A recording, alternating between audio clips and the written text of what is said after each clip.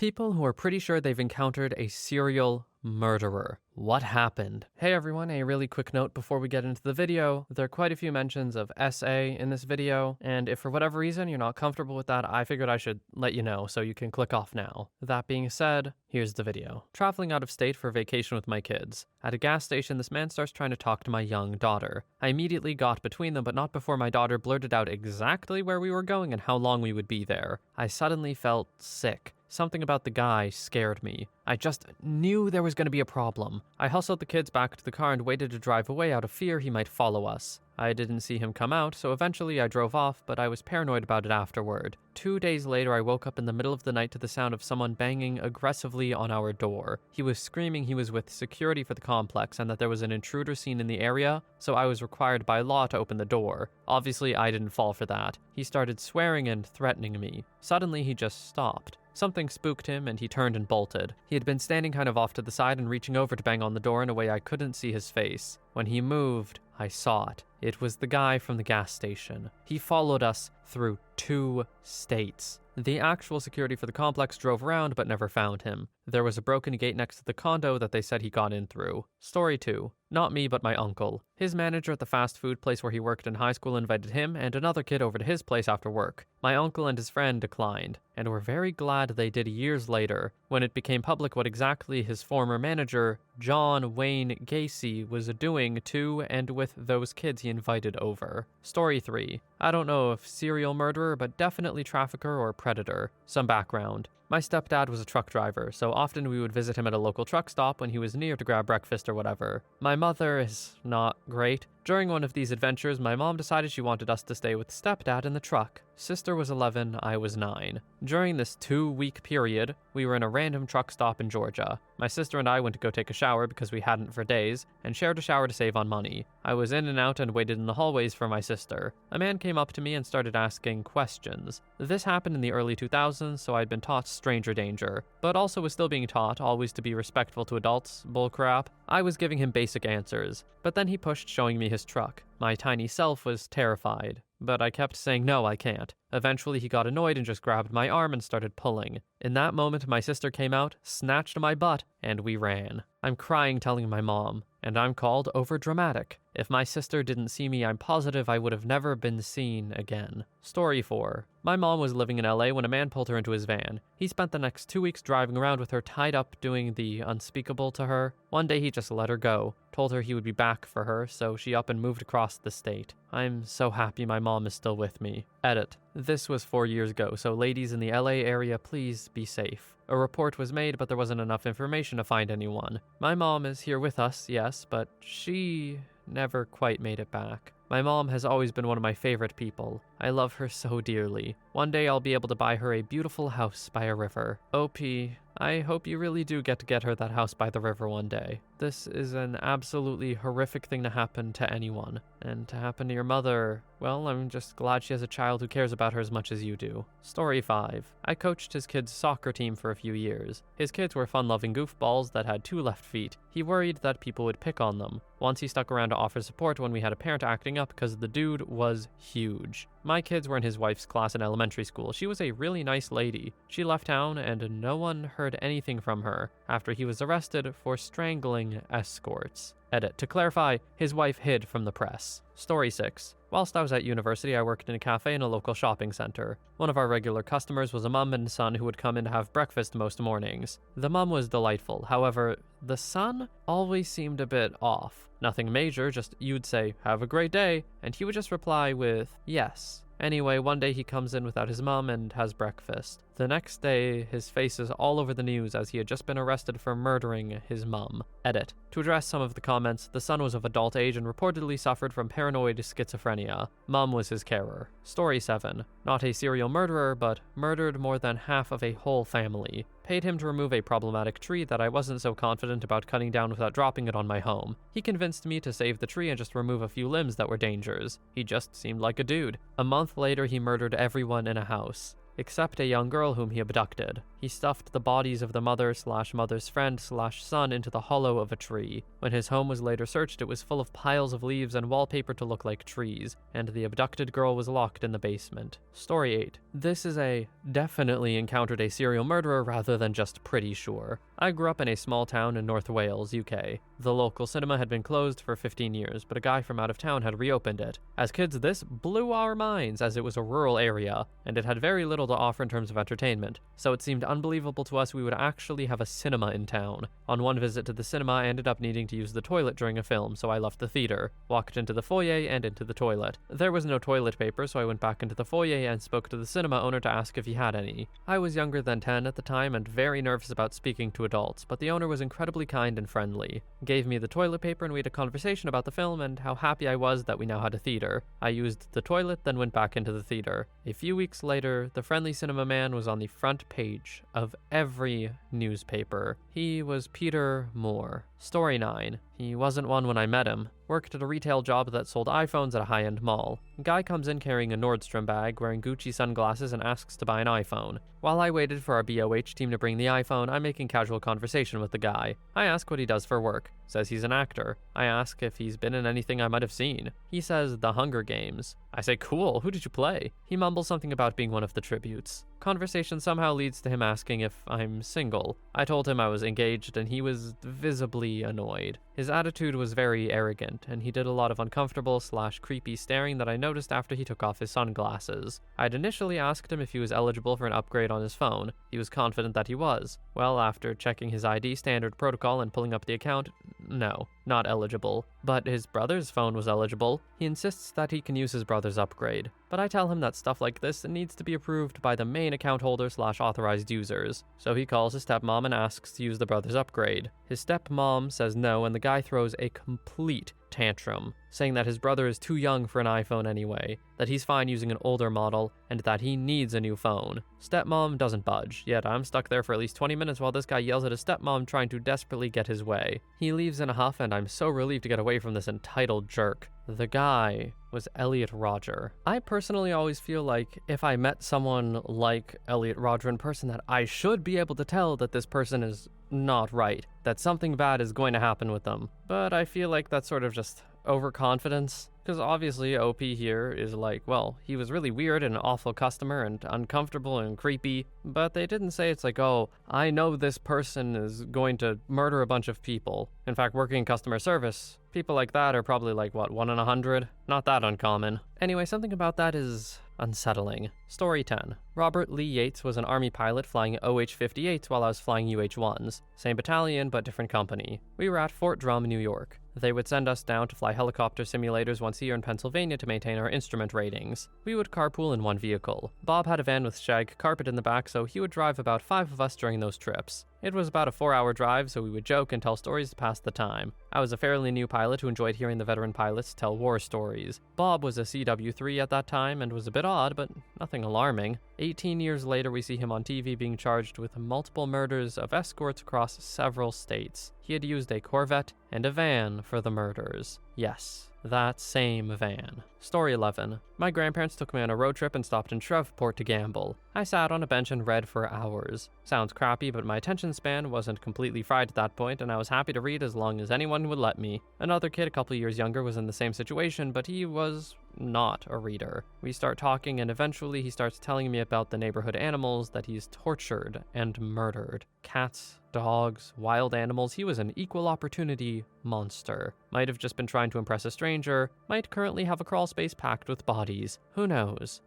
Something's not quite right if that's how a kid decides to impress a stranger. Regardless of if they've done it or not, just the fact they think of it and think that other people will appreciate it or it's cool is concerning. For everyone's sake, and everything, including the dogs and cats, I hope that kid got help. Story 12. A few years ago, my mother took my son, who was about 6 at the time, to get Santa photos done. A few months later, Toronto police arrested him. He had murdered several men. He ran a landscaping company and was hiding the bodies in the ground and planting pots of jobs he was doing. And also working as a mall Santa. Thing that's messed up to me is I'm aware of his actions, but somewhere, a family has a photo of their child on his lap completely unaware. full-fledged serial murderer on display. Story 13. When I was 12/13 years old, several young girls were assaulted and one murdered in my city. We were told to be very careful. They also gave us a very vague description of the murderer. The significant traits they knew of were that he had a darker complexion and 2 pale scars on his face, on each side of his eyes. One day after school, I took the subway to go to the place where my mother used to work. It's on the edges of the city, not a busy area, so the subway wasn't crowded at all. I was waiting for my stop when I noticed a guy sitting 10 meters from me. He was wearing a hoodie, but I could see part of his face, and one of the things I noticed were 2 pale scars, similar to what was described. He also had a darker complexion. As soon as I saw that, I immediately stopped looking and I got off at the next stop, trying to look as calm as possible. It was horrifying, especially since I was close to the type of his victims. Absolutely horrifying, but a great example of why talking to your kids about stuff like this and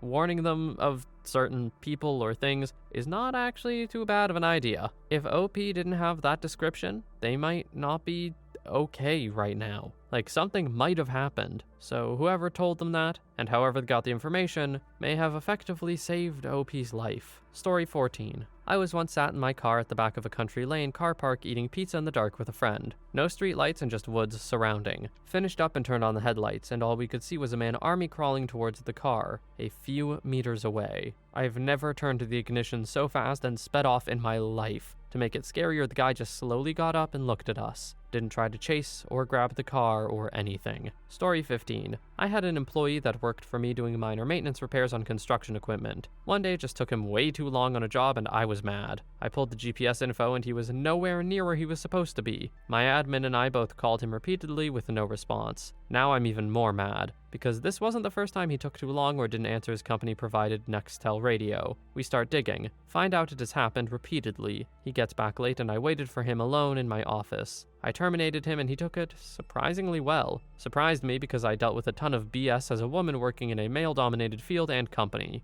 A few years later, I'm working in a different location for the same company, and some cops show up. They want to know what I remember about him. I tell them I fired him, etc. They subpoena the GPS records from the company. Then they start finding the rest of the bodies. He pled down and pled guilty to avoid the death penalty. He was picking up escorts in the company work truck, murdering them, and dumping bodies in a rural part of the neighboring county. Story 16. My wife, then fiancé, and I were out in Brooklyn one night reasonably drunk and hailed a cab to go home. The moment I sat inside, something felt wrong. The car seemed more bare bones than a usual taxi and the driver had a strange affect. There was also a slightly bad smell. The driver was kind of muttering under his breath and making these quiet burps. Every alarm inside of me was starting to go off. I wasn't consciously analyzing it, I just knew it wasn't safe. The guy starts driving maybe 15 feet, and I stop him, saying, "Oh crap, I left my bag in the bar." I grab my wife and pulled her out of the cab. The driver starts swearing and gets unreasonably mad. Instead of waiting 1 minute for us to return as a normal driver might, he immediately speeds off down the street. To this day, I'm convinced he was a murderer or something similar, and that we narrowly avoided disappearing forever into the night. Story 17.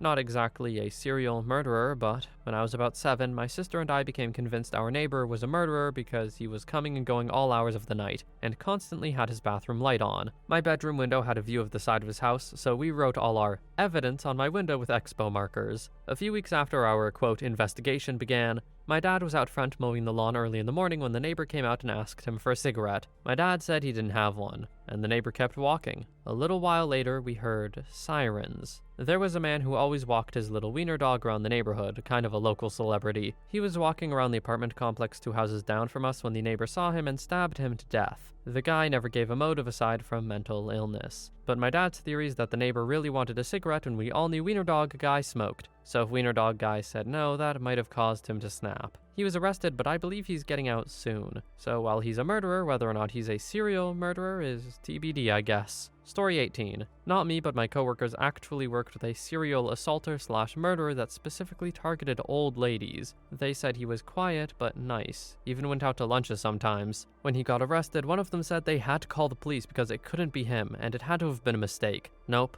there was DNA evidence. To be fair, he did stop his crimes after he started working there. Story 19. I met the murderer of Grace Mullane. Not a serial murderer, but still. I met him on the day he was figuring out how to hide the body. So the night after he murdered her, he came into the block of shops I was working at and was looking for a suitcase. He stopped by my store and asked and didn't buy them, so he went to the warehouse next to me. That week I got stopped numerous times going home as the police were looking for a shovel. Coming to find out the shovel was across our store at the car wash as he left it there. I even talked to the employee and was wondering why there was a muddy shovel left in one of his slots. You can see on videos him taking the suitcase in the elevator, which was bought in the store next to mine. The fact that he looked normal, acted normal, and bought all these things still spooks me. You would never know. Poor girl. Story 20. I was at a shopping mall in Los Angeles when a man approached me saying he was a casting agent / photographer. Immediately, I knew something was off with the guy because that's the #1 scam in the book, but he just gave off such vibes that I instinctively knew he was very dangerous. I politely took his card and made a mad dash to the H&M and hid in the dressing stalls. I alerted a staff member and they had security walk me to the car. The gift of fear is real. Trust it. About 2 months later, I had the news on in the background and I saw his face. He had been arrested for abducting and murdering a girl from Michigan. He approached her in the same way that he did me. Scariest thing ever. I believe there's a new Dateline podcast series out of it. I used to work in true crime television and I can't even listen to the podcast because it freaks me out of how close I was to this guy. As I said above, we have the gift of fear. For a long time, women were taught to be polite and ignore this even if it's uncomfortable. It's super important to trust your gut, and as MFM says, screw politeness. I feel like trusting your gut has a lot of merit, even just like fully rationally, because say that when you get that weird feeling there's a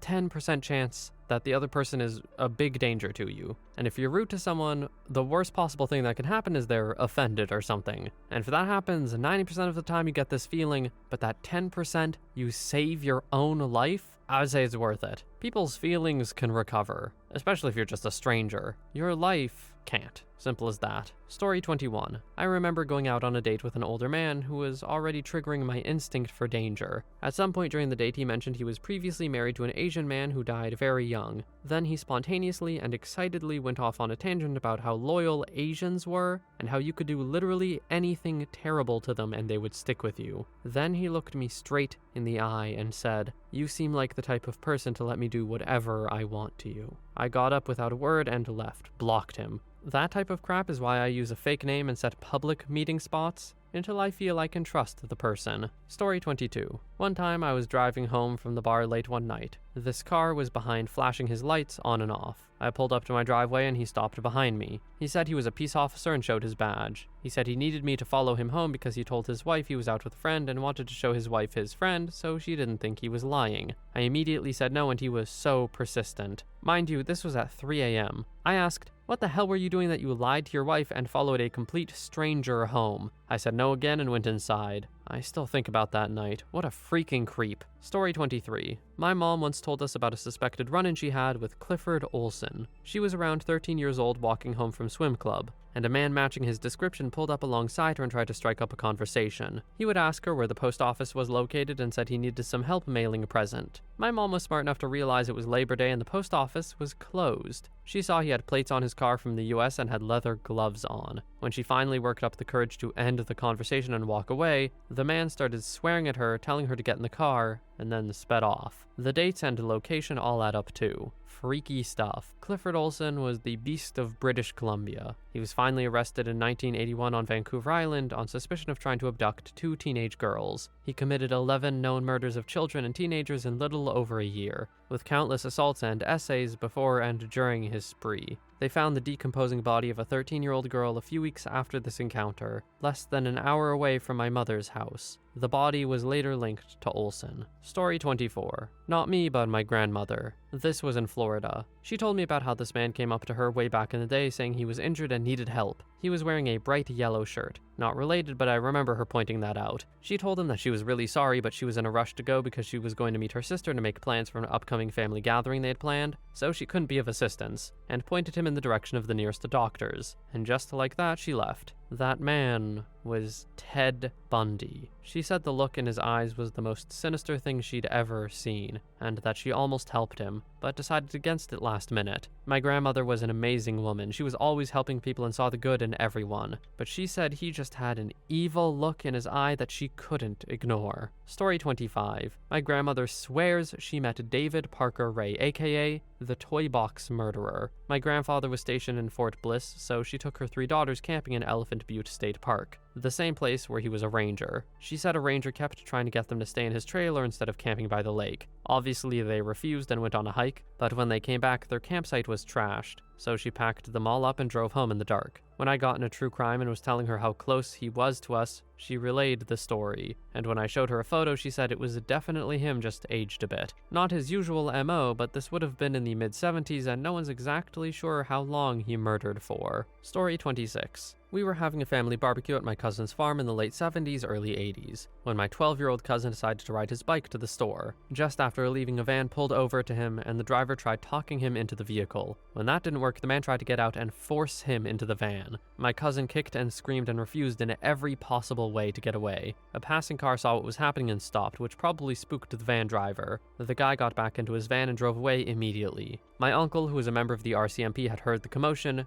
jumped into his car and drove to see what was going on. He managed to catch up to the van and arrested the guy for attempted kidnapping. Unfortunately, the charge didn't stick and the guy was eventually let go. The man's name was Clifford Robert Olson. We're pretty sure that my cousin might have been one of Olson's first attempts. This has to be one of the first threads where BC is mentioned twice, which is where I'm from. Why? Why does it have to be this thread, man? Come on. Real talk though, I didn't actually really know this guy existed. Maybe people have mentioned him in the past, but it never stuck before. To think there was a serial murderer where I live, I don't know. It's a little weird. I hadn't considered it before. Story 27. I was a brand new parent and trying to be a good husband by getting up with my daughter when she cried at night. I remember rubbing the sleep out of my eyes as I looked at the clock and noting it was around 3:30. I laid down on the couch with her on my chest as she slowly quieted down and drifted back off to baby sleep. I always leave my porch light on as a security measure, and this night was no different. I was just about to take my daughter back to her crib when I heard a knock at the door. I tried to ignore it, but 2 more knocks came in succession with a plea for help. I took my daughter back to my wife and shut their door. She was kind of mad until I explained what was going on. Through the window I saw a relic from the 70s, a white dude fro accompanied by some wire-rimmed glasses. He was wearing a nasty t-shirt and dirty jeans. He knocked again and gave another plea for help. There was no car around, so he obviously arrived on foot. I finally asked him what he needed through the locked door, and he responded that he was injured and needed medical attention.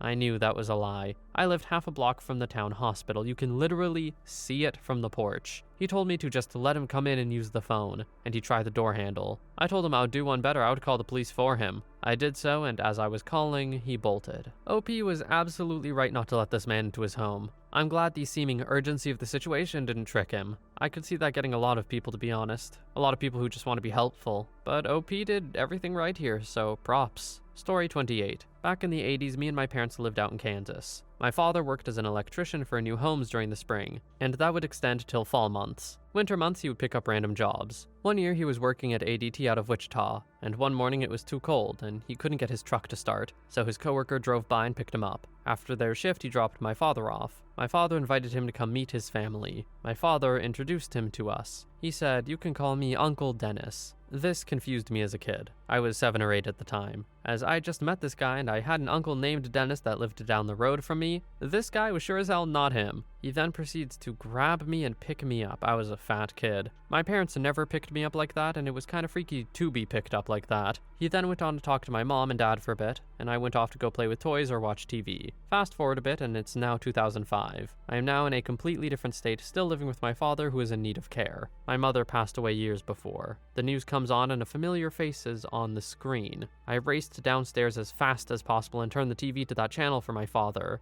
I watched my father turn pale. The news announced they arrested Dennis Rader, the BTK murderer. This was my father's coworker at ADT. My father was silent for a moment before he responded something along the lines of, "That mother effer." I thought it was odd when he made the comment to your mother that, "You better watch out being home alone out this far in the country. You're about the same age as the BTK victims." Okay, I know serial murderers are obviously not 100% all good in the head, but the audacity of this man to be like, "You're about the age of my victims." Story 29. Not a serial murderer, but became part of a well-known missing person case in my state. Used to work with him and he wasn't there long, but he just had this dead look in his eyes and was always in a I don't give a crap attitude. He butted heads with my wife, who was a supervisor there at the time, and at one point he went up to her and tried to be this tough, stone-cold jerk to scare her. It got to me. Just never wanted them to be close together when I couldn't be there because I was scared for her. He eventually got fired, and then a handful of years later, we see that he was the murderer to the missing person,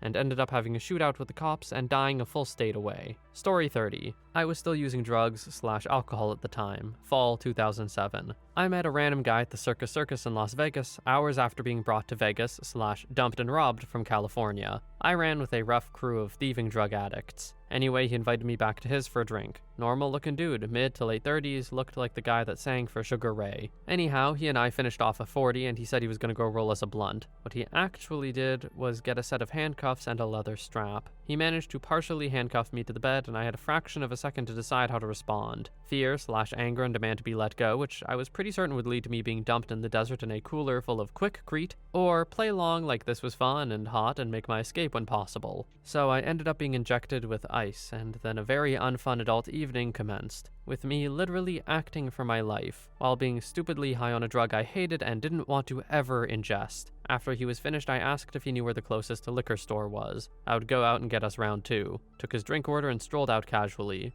I think I slow walked it for 2 flights of stairs and then sprinted away, ducking into and then out of different casinos. I ended up homeless and drinking for another year. I'll be 16 years sober this summer, and that dude still haunts me. The vibe shift, the eyes going black, and the quickness with which he trussed me up. That wasn't his first time, and he seemed like a dead-eyed shark about to pounce. OP, considering you were high out of your mind, not by your own choice, I feel it's important to add, your decision-making is insanely impressive here. Great work keeping yourself as safe as possible in an absolutely horrifying situation. It seems unlikely that this guy was ever caught because you didn't mention anything, but hey, if it means anything, I really hope he was. And I also hope that if he did get caught, wherever he is now, I hope he doesn't leave for a long time. Story 31. I was camping with my family on the beach. I have a husky. He's the best dog I've ever had. Loves kids, loves other dogs, even loves cats. He loves to prance around and get attention from people. Ooh, it's a husky! I've taken him to all my kids' sporting events, and we used to have parties with lots of strangers, and he was fine with all of it. Dog parks once a week, and even if other dogs were aggressive, he blew it off like no big deal. Anyway, a rando guy comes up to our campsite. My husky freaks out, straight out growling, acting like he's gonna murder this guy. He has never done that before or since, and he's pushing 15. I'm convinced that man must be evil. Maybe it's my bias for huskies, but I'm inclined to agree with your husky. Maybe this is sort of superstitious of me, but I do genuinely believe in a way that pets have some incredible sense of danger far before we can sense anything. So if I had a dog that was perfectly calm, never did that, and then one day someone appeared and they did not like them, I might just trust my pet. Sorry for that future person, whoever you are. Story 32. As a youngster, my parents told me the time my father met Ted Bundy. He was walking into my mom's workplace as Bundy was walking out. They exchanged pleasantries and Bundy shook my father's hand. Bundy said he was working for a farmer in a town about 20 miles away. It struck my father odd because Bundy was wearing a long wool coat and his hands were baby soft smooth, not the hands or attire of a farm hand. There were announcements in the 70s warning residents that he may be in the area. We live very close to Colorado. It was an interesting story. When I was nearly 40, I was at a birthday party for a friend, and afterward went to her house for some homemade food. She was telling me of when she was a criminal justice student in college and wrote her thesis on Ted Bundy. She said some of her material came from the police reports from when Bundy attacked my mom, which took me by surprise. I decided to talk to my parents about it. My mom worked at a Montgomery Wards in those days and was working there alone that day. Bundy came in and pulled her to a back room and dragged her to the ground. She said she started kicking and hitting him as hard as she could, fighting for her life. After a while, he got up, pointed at her and said he was going to go get lunch, and then come back for her, and then left. It was around this time that he passed my dad coming in as Bundy was leaving. My mom looked like she could have been a sister to many of his victims. My father drove around with the local sheriff looking for him at several restaurants to no avail. Today, my father can't stand watching documentaries of Bundy as he's often shown in that same wool coat and same smug smile. My parents protected us kids from feeling like evil could be that close. Story 33. Back in the summer of 2005 or 2006, I was employed by the National Park Service in Washington State. After spending 8 days conducting trail work in and around Glacier Meadows in the Hoh Rainforest, we began the long hike back to the trailhead. My coworker was hiking ahead of me by roughly 5 minutes. setting a brisk pace as we made our way down the trail. As I descended a particularly steep switchback, I noticed my coworker engaged in a heated argument with a man he had just encountered. I paused at the top of the switchback, trying to discern what was happening below. The man, dressed in jeans and a tank top and carrying a fishing pole, seemed to be heading towards one of the subalpine lakes, likely to fish. His attire was unusual for someone about 10 miles from the trailhead. No backpack, water, or gear, which made him stand out even more. From a distance, I could see the man was visibly agitated, gesturing aggressively as he spoke. When I caught up to them, my coworker briefly explained that the man was furious because he believed my coworker should have stepped aside to let him pass, adhering to the unspoken trail etiquette of yielding to those hiking uphill. As soon as the man saw me approaching, his demeanor changed drastically. His aggression faded and he immediately ceased his argument. He walked past me without making eye contact, his earlier hostility replaced by a sudden desire to leave the encounter behind. The entire situation was unsettling, but we shrugged it off and continued our hike back to the trailhead.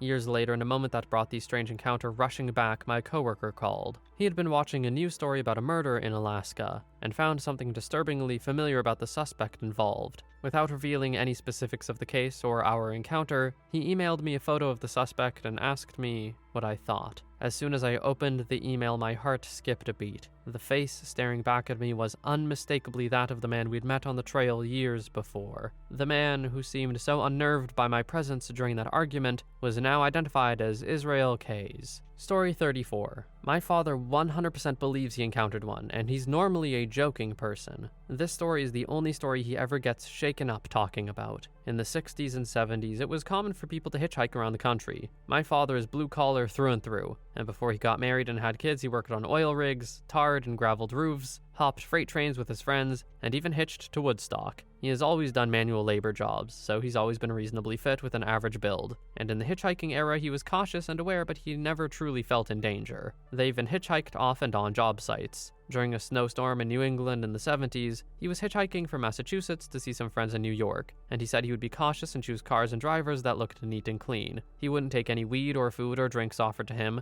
and he'd be pleasant when talking, but wouldn't give too much personal information away. It was semi-late in the evening and a nice car pulls up, and the driver was a man who looked to be in his late 40s or early 50s. He remembers the inside of the car was very clean, and the man who was driving was white, well-dressed and groomed, and drove along at a reasonable speed in comfortable silence through the sleet and snow. When the car finally approached the exit where my father needed to be dropped off, my dad said he told the man, "Hey buddy, right up here is perfect, you can just let me out. I know where I'm going after that." The man said nothing, kept looking ahead driving and didn't slow the car down. My dad said he was then getting a little nervous, so he put on his quote tough guy voice and went, "Hey man, I'm not looking for trouble here. I told you can pull over and I'll handle it from here. Pull the frickin' car over, man." The driver then turned to face my dad, and he could feel the car start to speed up faster, and the guy started smiling. It didn't even matter that my father was cursing him out. He just had a blank look behind his eyes and a giant smile. The man then said really quietly to my father, "And where do you think you're going?" And he still kept the big moony smile on his face. Dad told me he thought about grabbing the wheel and making him crash, but he didn't know where he was, and he didn't know if the guy had a weapon on him. He said he saw a turnoff approaching, and so he quietly put his hand behind him on the door handle, and he decided he was going to try to tuck and roll or run out if the guy slowed down enough. The guy driving started slowing down enough at the turn for my father to jump out. He hit his shoulder on the concrete, but was wearing a jacket and work boots, so it sort of cushioned him. He saw an embankment leading up into some trees, so he just used his hands to climb up the grass and snow, ran into the trees, and flattened himself on the ground and hid. He said he thought, "No way this guy will come after me." And he saw the man from below get out of his car and start quickly climbing up the embankment after him on all fours.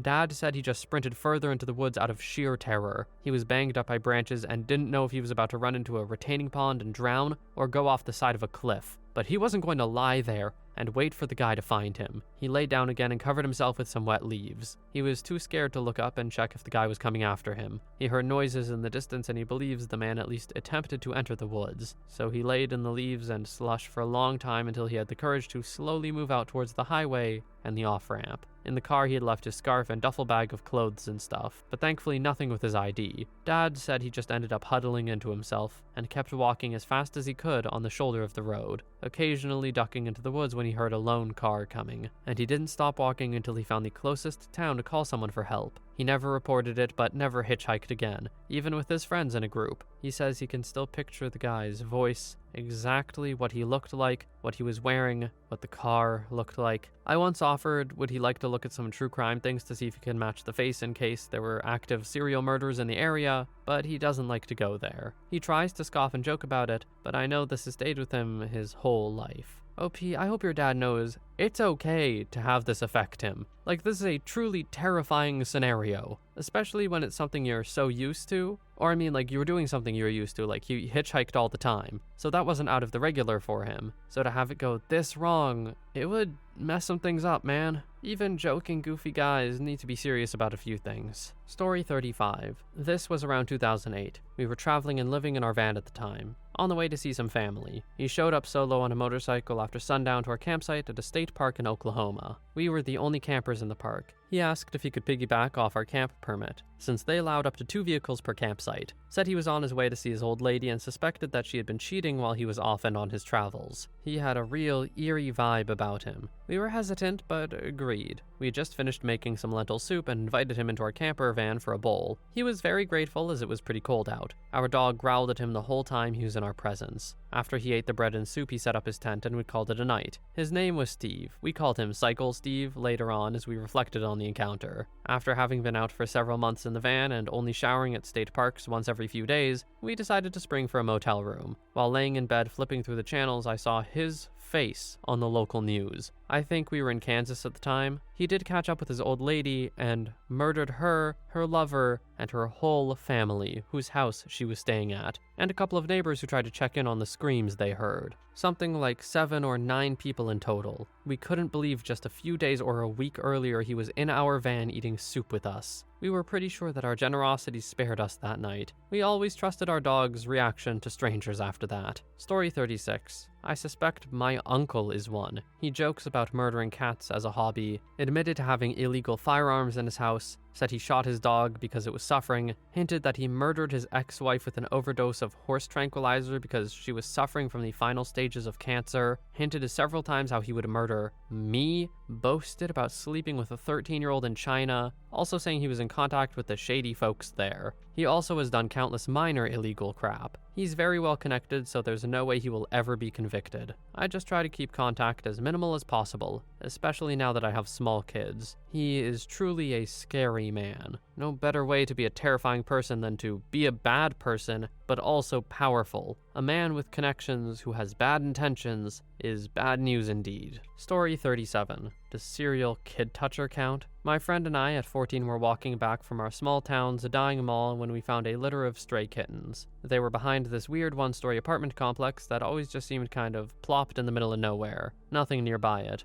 We go into the back and start petting them, and giving them some food we bought for ourselves. Out comes a guy with a huge pot belly and his skinny buddy, neither wearing shirts. They at first made really polite conversation, but after a while they started trying to convince us to go inside the apartment complex. The big guy was trying to convince 2 tiny teen girls to come inside by telling us his friend just had surgery and was missing his stomach. Quote, "It's cool, you should see it." Obviously, we're like, no, but our creep radar didn't go off until he gave up and went back inside for a bit. We turn around and find a wide open back door with a third guy standing inside in total shadow facing right at us. It was like some horror movie looking crap. The big guy comes back out alone this time, makes some more small talk about the kittens, and then tries to suggest we stick around in case the mama comes back. We politely say, no way, and make our escape. Well, we're walking down the road and my friend turns around 5 minutes later and whispers to me, they're following us. I look too, and they're not even being subtle about it, walking like 5 meters behind us and smiling. They're absolute idiots. Especially because within walking distance on that same road was a police station. So we call 911 and book it to the station.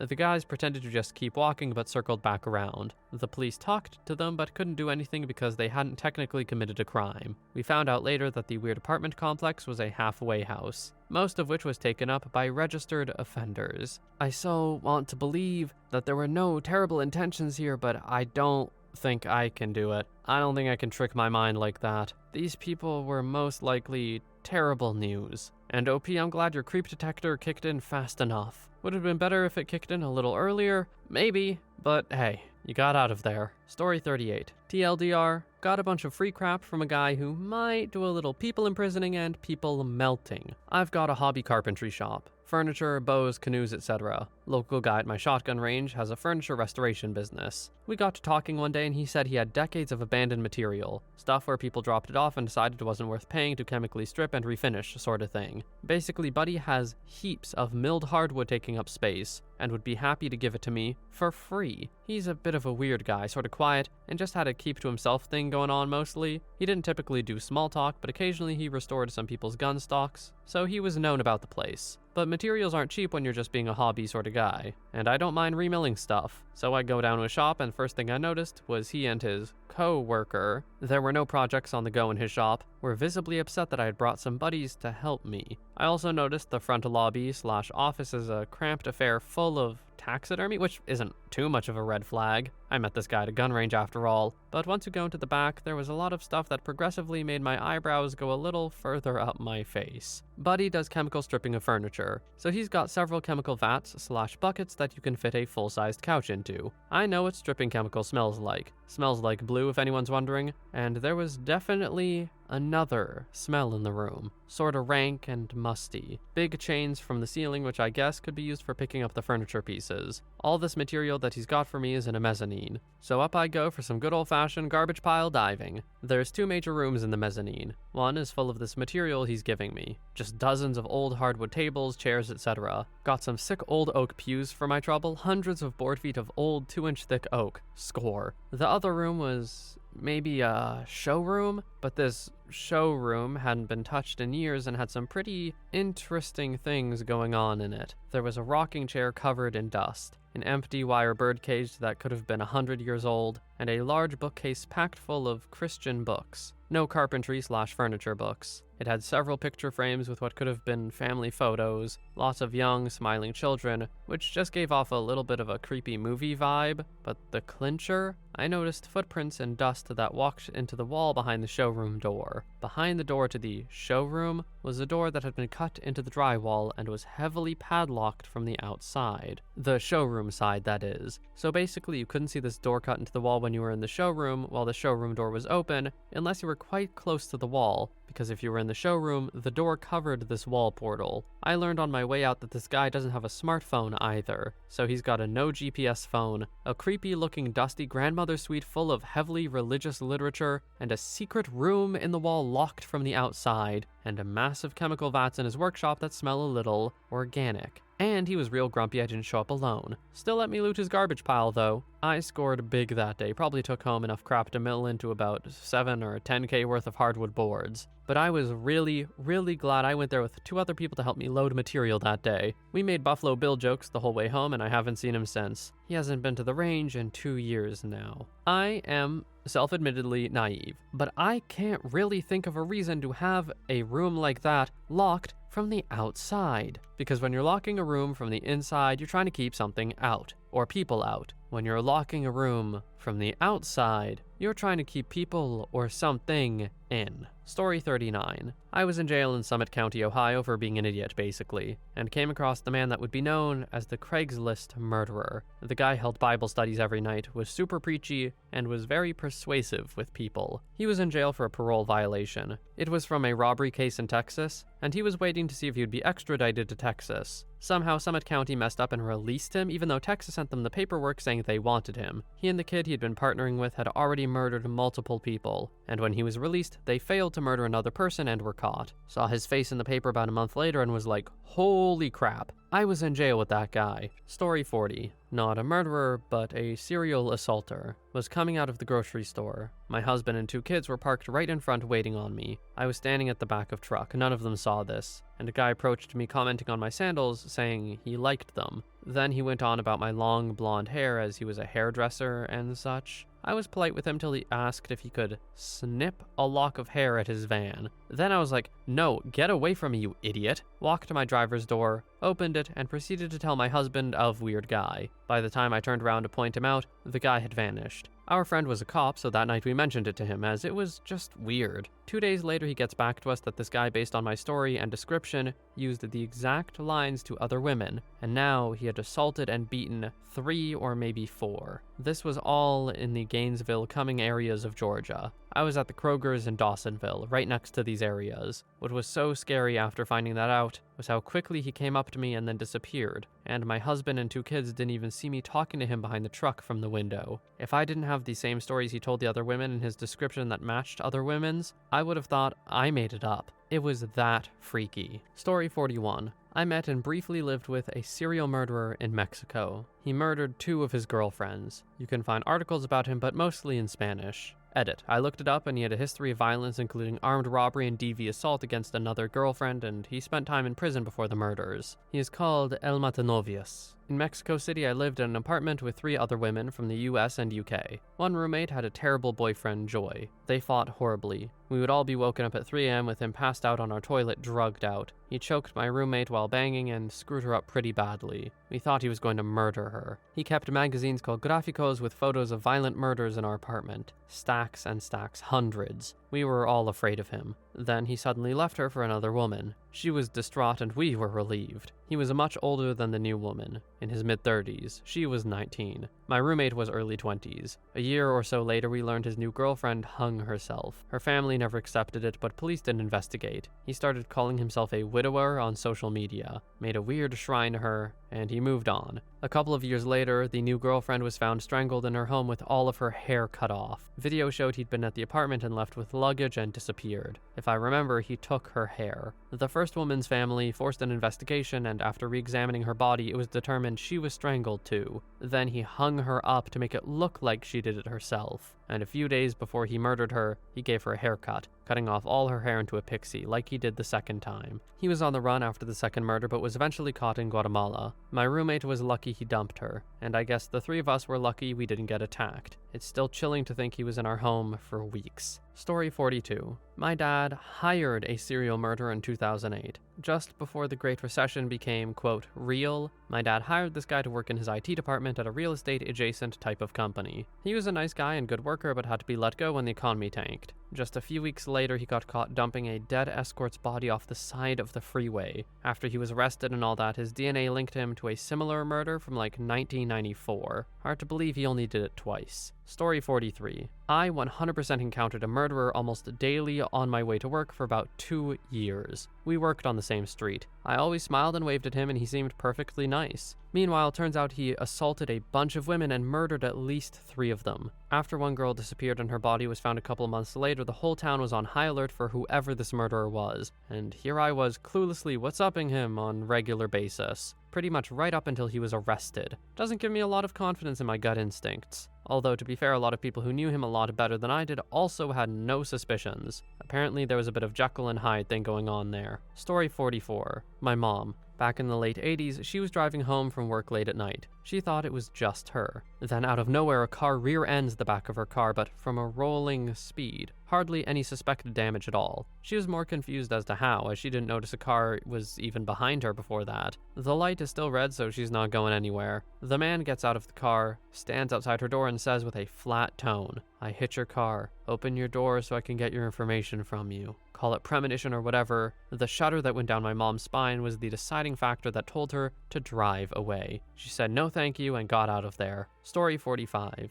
I doubt he was a serial murderer, but I could be wrong. When I was in college, I would get a ride to DC and then take the metro to where my girlfriend would have friends pick me up. So I was on the last train for the night, and I'm waiting at the pickup area when a guy comes up and is sort of standing near me, but not uncomfortably close. He says, "Waiting for a friend?" I told him my friends were on their way and would be here any minute. He asked if I'd be interested in going to his place where we could drink a bottle of wine and then he would paint my portrait. To be honest, I was terrified at the time. Luckily, my friends just pulled up and I bolted into their car as fast as I could. Not to make light of a heavy situation or anything, but come on. Out of all of the ploys to lure people in, this is the best you've got? We've seen so many more, I don't know, potentially successful ones in this thread, but I feel like this is just something you never say yes to, right? Ever? In any situation? I would say do better, but I don't want a person like this to be successful, so fine, I guess. Anyway, moving on. Story 46. I, F38, actually worked with a serial murderer for a few years. We got hired together, trained together, and continued to remain work friends. He had come over to my home a few times for parties. He never gave me the out-and-out creeps, but one time he asked me to give him a drive home, and I just wasn't comfortable with it, so I told him my boyfriend wasn't comfortable with me being alone with him. He was actually arrested where we worked together. I remember walking out to the parking lot and seeing the police towing his car. I actually texted him to check in and see if he was okay. Found out the next day he had been arrested and what he had been arrested for. He was the Arizona Canal murderer. Look him up. The thing that bothered me was how so many people who knew him for years and were just as friendly with him as I was kept saying,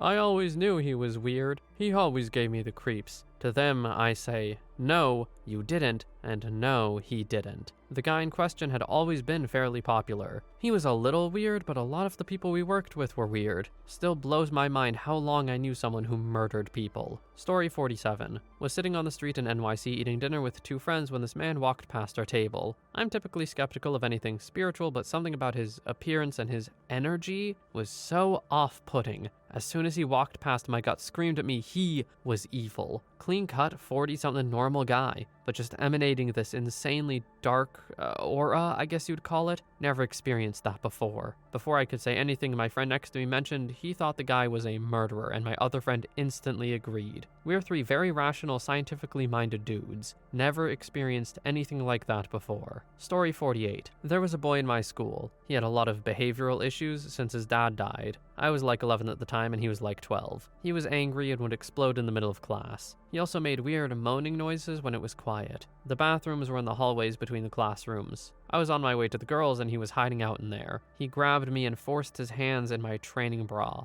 then left. I told the teacher, and I was told it was my fault for allowing him to do it. I was 22 when I saw on a billboard they were looking for him on charges of assault and murder. I'm gonna have to take a deep breath here.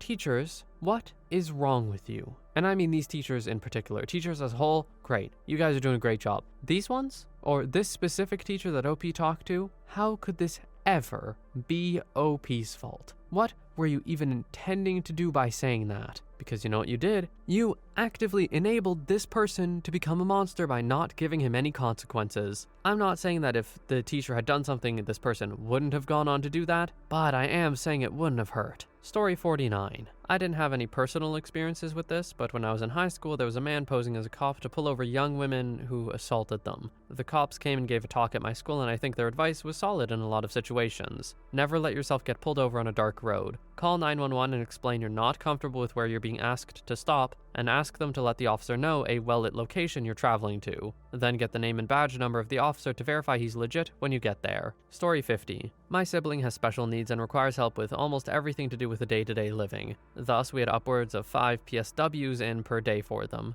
Not to mention upwards of 2 others from my mom, Cancer, and Nana. We met a PSW who worked for the company that came in on weekends to get my sibling out of bed, shower her, and feed her breakfast. This was at a friend's birthday party. He's also special needs. This woman was like family with them. She eventually started coming to our house on an occasional basis. I wasn't a fan because she was very loud early in the morning and it annoyed me. She's now in jail because she murdered her disabled roommate. She dumped the body 30 minutes away, in a wooded area. She's a senior too. It's weird to think about. Story 51. Some guy I hooked up with was for sure. He was cool until we started talking about religion and homosexuality, and he mentioned he's a Coptic Christian. I noticed the Ankh tattoo on my back. I noticed his behavior change, so I tried to steer the conversation to something else after he said, quote, "It's like you're the little kid that keeps asking for the knife and the parent keeps saying no, no, don't." And I was confused and a little creeped out. So I managed to get back to his room so I could get dressed or figure out an escape plan, when he randomly asks how tall I am and how much I weigh,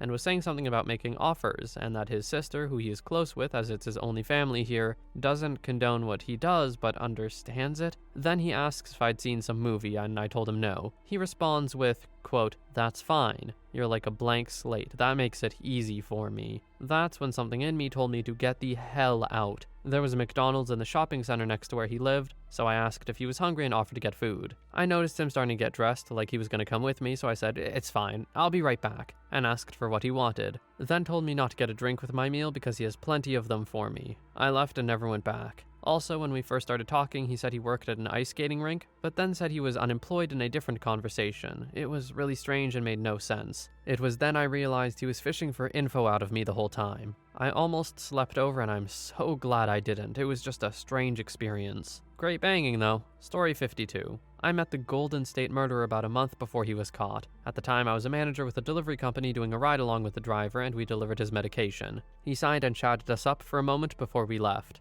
Honestly, pretty standard delivery, but when he was caught, the driver who was on that guy's route was freaking out, telling everyone he had a regular customer who was a serial murderer. Honestly, no one had any clue. He seemed like a normal guy to me, maybe a tad lonely. Never would have pegged him for a killer. Story 53. In 2003, I had an encounter with a confirmed murderer. He was living in Fargo at the time, and my girlfriend had just moved into a new apartment building. A few days after moving in, she's getting creeper vibes from a guy who keeps trying to piggyback into the building without a key. I tell her not to worry about it.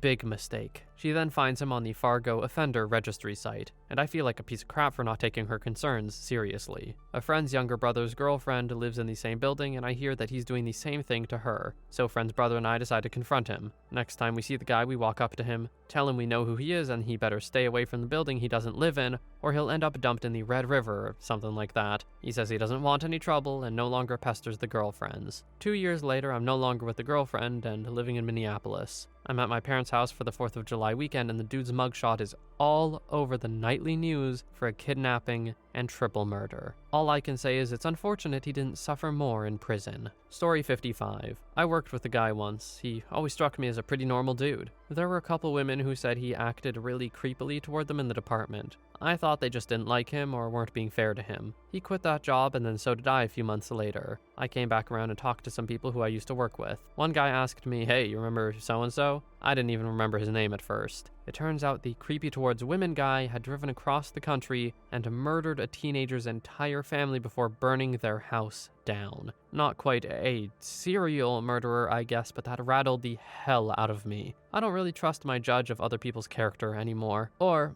OP, crazy thought, maybe just believe people when they say they get bad vibes from someone? Or at least just entertain the idea a little more? Just dismissing them like that because you personally never had any issues is not great. It's a good way for these sorts of things to get ignored all the time. And I'm not saying they all turn out to be like arsonists and murderers, but when someone's like, I have bad vibes about a person, just hear them out a bit. Story 56. She checked me out in the grocery store line when I was like 10 years old. There was nothing out of the ordinary about her. Years later, she would be convicted of poisoning several people over the course of her life. They exhumed several bodies of people close to her and found high levels of arsenic in each corpse. She was convicted of several counts of murder and attempted murder and placed on death row, where she still sits to this day because my state doesn't have the balls to fry a 90-plus-year-old woman. They believe she murdered several others, and she shortened the life of the man she tried to poison when caught, but additional charges made zero sense since she's already on death row. Story 57. Not 100% sure they count as serial murderers. I think the confirmed body count was 2, but when I was in my university, my girlfriend was in a dorm lounge with a few friends one evening when a proto-dude bro named Ken came in and whipped out his dong, allegedly on a dare. My girlfriend and the others knew him by reputation as a local dumb frat boy wannabe and filed a complaint, which got him a meeting with campus housing to kick him out of dorms. He showed up to my girlfriend's work on campus to try to intimidate her leading up to the hearing, but she basically laughed off the attempt, and nothing came of it. A little while later, one of my girlfriend's friends was working the front desk when a lady with a Cruella de Vil look and demeanor came into the dorm, asking about the people who got her angel son in trouble by obviously lying, and where she could find my girlfriend and her friends. When the front desk called her to give her a heads up this lady was looking for her, my girlfriend holed up in her room, freaked out a little, then called me over to do some recon, so we would know what this lady looks like. And that's how I came face to face with Sante Kimes, who, along with her darling dong-flashing son Ken, murdered a New York socialite for her apartment, and at least one other. A couple more disappearances are on their records, as well as arson, forgery, and friggin' slavery. Looking back and knowing what we know now, we really should have taken the whole situation more seriously. But we were dumb kids in that immortal stage of life. Pretty freaky to think about 30-plus years later. Story 58. He's not a serial murderer, but not for a lack of trying. At 22, I got in some trouble. While fixing my life, I ended up pregnant. I met a guy at an AA meeting while very pregnant, but I was really dumb and didn't think much of why a man would be interested in a 7-month pregnant woman that looked very pregnant. He was decently attractive and seemed experienced/successful with life and trying to do the right thing. We had several phone calls while arranging time for a date. He talked about an older child and shared he'd recently experienced the loss of a young stepdaughter who had drowned in his pool. He was nice, but I was still hung up on my ex, and so a potential relationship wasn't happening. We stopped talking. Cue my shock when a year later I saw him on TV being arrested for murdering the kid. He had been taking insurance policies out on the kids of different single moms he was in relationships with. Previously, a child was badly burned, and another was in the hospital with severe injuries from what he said was a car accident. I'm 100% sure this man would have murdered my baby if I'd pursued a relationship with him. I'm sure there are other women who escaped his attempts as well. He's doing 50 years. Story 59. I was a prison officer for a good few years. For about 3 of those years, I was the single point of contact for Dennis Nilsen. It always amazed me how educated he was. Yet he'd chosen to murder upwards of a dozen men with not the tiniest remorse to ever be seen. He was very open to talking about his offending, and would speak about it the same way a normal person would talk about washing a car, completely void of emotion. By his own admission, had he not been caught, he would have continued. There were a number of serial murderers in the prison. Almost all of them were entirely unremarkable, and that for me was the frightening thing. David Tennant played him in a 3-part show in the UK. Had I not known that Nilsen had been dead, he could have fooled me along with those I used to work with that he was in fact Nilsen. Being surrounded by some of the worst humanity has to offer and have them be outwardly not that bad sounds like a terrifying reality OP.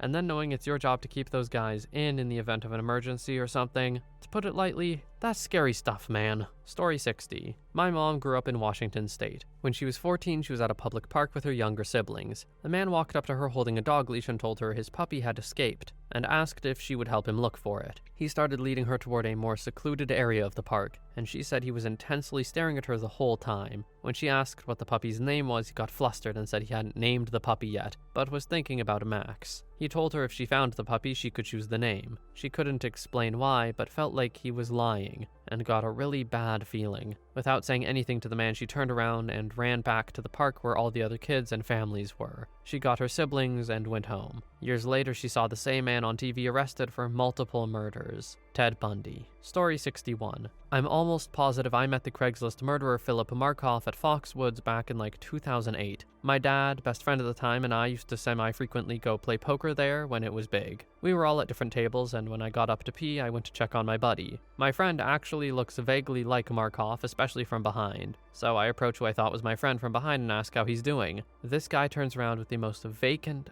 eyes I've ever seen, but talks to me like he knows me. It was unsettling. Later on, I saw the same guy outside standing with the smokers, not smoking when I went out to check on my dad, who was smoking. Later on, my dad mentioned how weird he was when he was out there. My dad was a social worker for 25 years in the crisis unit and said there was something clearly off with him. A few months later, we see him on the news and we're both convinced that's the guy we saw at Foxwoods. Story 62. When I was about 3 or 4 years old, I went with my mom to the Super Value grocery store in Moose Jaw, Saskatchewan. We did the usual aisle tour and loaded the cart. When the time came to start scanning, bagging, and paying for the groceries, my short little attention span and monkey-like tendencies flared up, and my mom, with her short temper, gestured for me to go play on the rides and gumball machines near the entrance. While I was focused on which color sticky hand I was hoping to get from the gumball machine, I noticed there was an older, chubby, grimy-looking man who was trying to get my attention. I looked over and he says, "Hey, kid." I kind of brushed it off at first. Then he reached into a clear plastic bag full of saltwater taffies and tossed one at my feet.